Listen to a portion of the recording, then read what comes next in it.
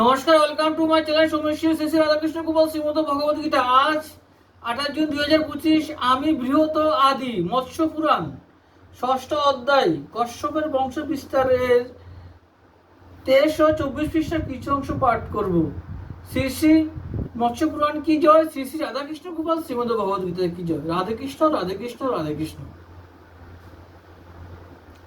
পুলোমা কালকা দোহে বৈশা নর সুতা উভয়েই দৈত্যবর মারিচ বনিতা মারিচ ঔরসে উহাদিগের উদরে দানব সহস্র ষষ্ঠী জন্মলাভ করে পোলোম ও কালকেয় নামে খ্যাত ভবে হিরণ্যপুরের অধিবাসী তারা সবে ব্রহ্মার নিকটে তারা বর লাভ করে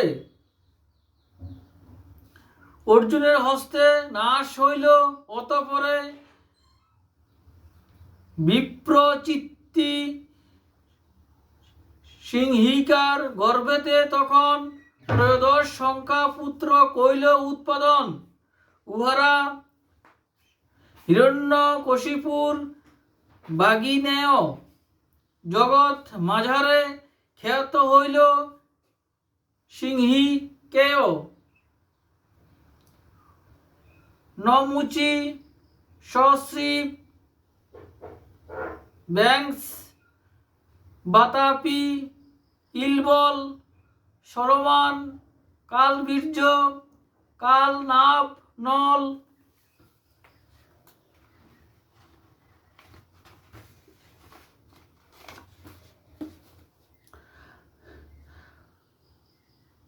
রাজন অজন কল্প নরক নামেতে দুরন্ধর দৈত্যগণ ধনুর বংশেতে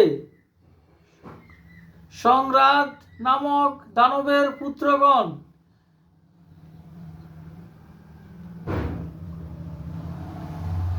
নিবাত কবচ নামে খ্যাত ত্রিভুবন মারিচের ও রসেতে